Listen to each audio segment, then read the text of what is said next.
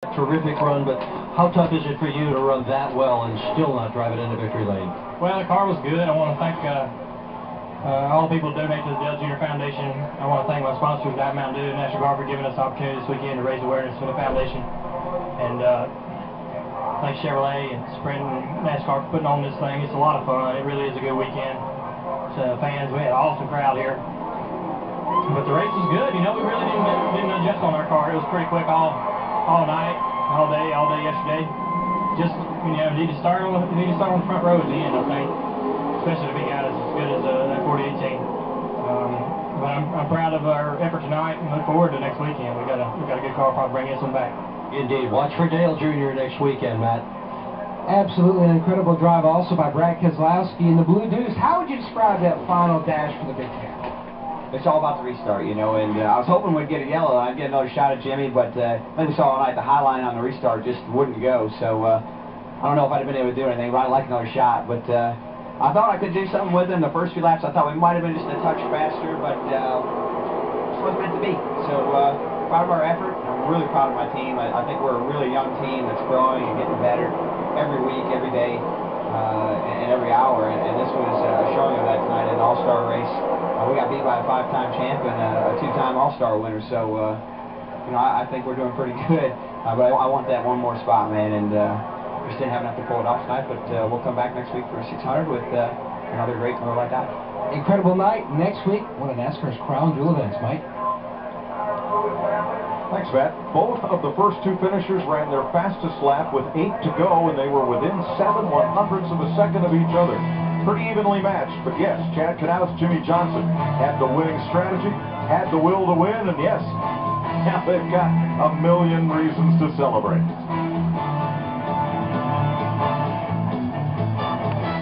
Carl, this was, we were all commenting how special this was. Oh yeah, and when you think about Jimmie Johnson, how special this moment was, I mean, Rick Hendrick, everybody loves him in the garage here. He does so much for our sport. For him to get that 200th win, now to come here and win the All-Star event, it's just been a fantastic week so far, and we're just kind of getting started. We still got 600 miles next weekend, but I just want to add something real quick.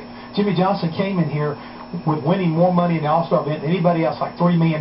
We just added another $1 million to it, so he's got a big lead, I'm telling you. Pulling into victory lane and seeing your team is the greatest feeling in the world, but giving Mr. Hendrick a ride down the front straight lane to celebrate that was really special. Yeah, I'd love to be able to throw Jack up there on the side of the car next year. That'd be fun. We're going to look for that. Yes, but you know, I couldn't be out there racing the Fastenal Fusion we blew up, but it's neat to see these guys, to see how hard they're all racing out there. And once again, I got to say, the fans and the atmosphere at this race, it was so different than what we've had lately. So many folks here, so excited. I think next week's Coke 600 is going to be great. And so what did we learn for next week's Coca-Cola 600? Mike Joy, Larry McReynolds, Darrell Waltrip? Well, this is one hot night. It's so totally unlike the Coke 600 and unlike any other. The crowd up 3% over last year. That bodes well for what we look for next Sunday night when we go 600 miles.